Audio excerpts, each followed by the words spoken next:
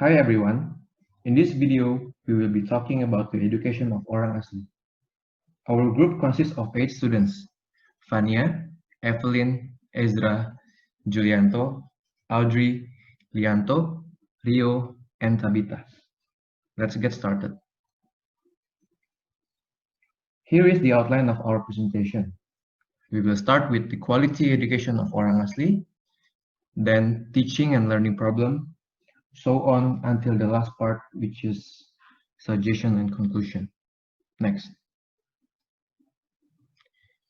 The quality education of Orang Asli.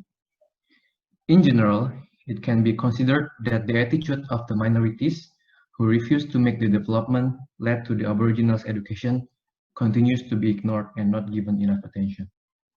However, awareness of education among Orang Asli has long existed.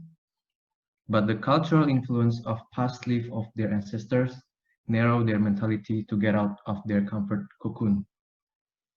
The country has already achieved the status of improvement. To improve the performance of Aboriginal education, restructuring of educational programs that are culturally appropriate and thought that they should be shouldered by all those responsible. There are some indicators of improvement in education, especially improving the quality of education. Quality education of Orang Asli, the dropout issue. In 2007, only 20 to 40% of the Aboriginal community who complete primary school has signed up to the lower secondary school level, while 40 to 60% of those entering middle school is dropping. It was found that the dropout rate in secondary school is high at over 35% per year. Dropout rate of high school is higher than the dropout rate in the primary schools. Not many Orang Asli students studying in high school. Almost 65% up to 70% were not enrolled in Form 1. In addition, student attendance is very low and inconsistent that eventually led to dropout, and illiteracy rates are high among the Orang Asli. Okay, next is students pursue higher education. The awareness of Orang Asli towards education is seen rising, although it is still at a low level. This is proved by an increasing number of school constructions in the indigenous village. As an example, in Pahang, who has registered 430 Aboriginal schools and national schools have been built. In addition, statistics of Orang Asli Development Department, or JAKOA, whereby for a period of 8 years, starting from year 2000, the number of Aboriginal children who have been offered to the institutions of higher learning was 98 people, an increasing in number seen in 2010 and 2011 as many as 370 people and 408 people respectively. Earlier, only 2.2% of the indigenous peoples who graduate studies at institutions of higher learning in 2009. Next one is teaching and learning problem. The first one is diverse and various teaching methods. Students prefer teachers who teach using various teaching methods, such as telling stories, using local language that is easily understood, provide educational games, and etc. In fact, some teachers did not encourage them. Instead, these teachers always looked down on their students. Teachers were not caring and did not give enough attention to the students. These negative attitudes had negative impacts on students. There are also teachers who have high expectation on the Orang Asli students to easily adapt with the mainstream system. Hence, the focus on and use the same teaching approaches. This approach is not in line with the views of the teaching and educational experts that teachers' teaching approach must be appropriate to the status, ability, and students' level of thinking. Second one is relationship with teachers.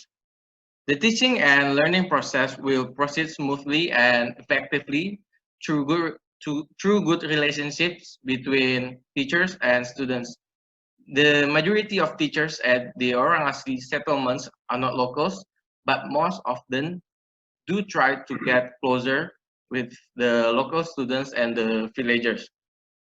It is good if the teachers are able to speak the Temia language after several years of teaching in the village. They are not willing to live in the Orang Asli villages because they find it difficult to adapt with the local people. They consider the students' lives and the living environment as so foreign. Consequently, the teachers do not really play their role in promoting the students to come to school. In the classroom, some teachers show discrimination against the Orang Asli students. Some teachers prefer to approach and give attention to good students and neglect the other unfortunate ones. Apart from that, not all students receive educational aid. Then, next problem is language barrier. The teaching and learning process involves communication between teachers and students. Failure in communication will disrupt the learning process. Lessons will be less effective and teachers will be unsuccessful in attracting students to follow their lessons.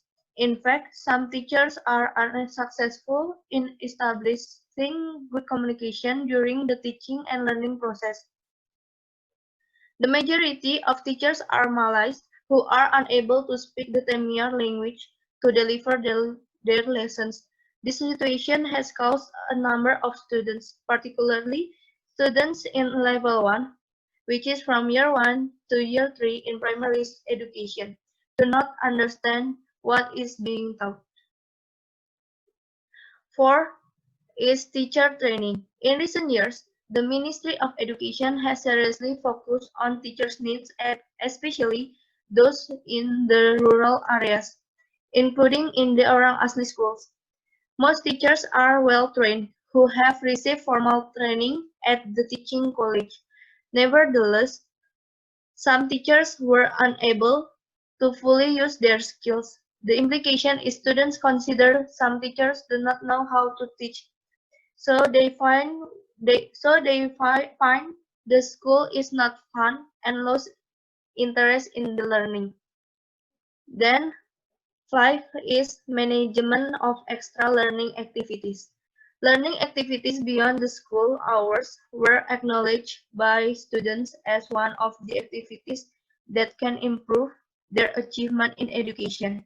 However, the approach taken by the school was considered as not appropriate with the local culture and geographical environment. This activity is deemed crucial, but it is considered not suitable for the dark environment for the students who live far away from the school. They are unable to come. Next is adult education. Mostly Orang Asli are illiterate and have low academic.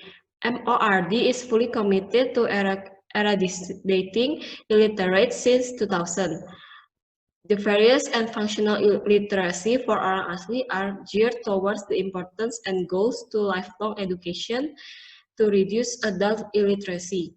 A government program from MORD and MOE specifically made to fulfill the needs of Orang Asli, such as reading, writing, counting, and etc.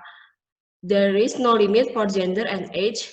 The program is collaborating with other agencies, such as Malaysia Care, has give more benefit to Orang Asli.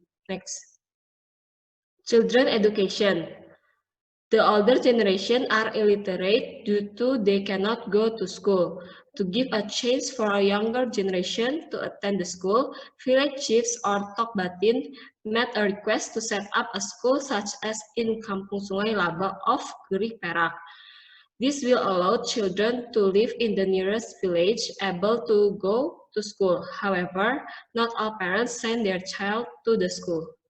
The challenge to improve quality education. Next, marginalization. Although Aborigine are minority, Their poverty contributes to the country poverty rate. This becomes a government challenge to overcome the poverty. They must be supported economically so the country economic will be improved. Determination of marginalization of developing country involves caste, women, children, and type of work. However, in this case, Malaysia seems to start up on the basis of developed country in the event of marginalization of minority communities.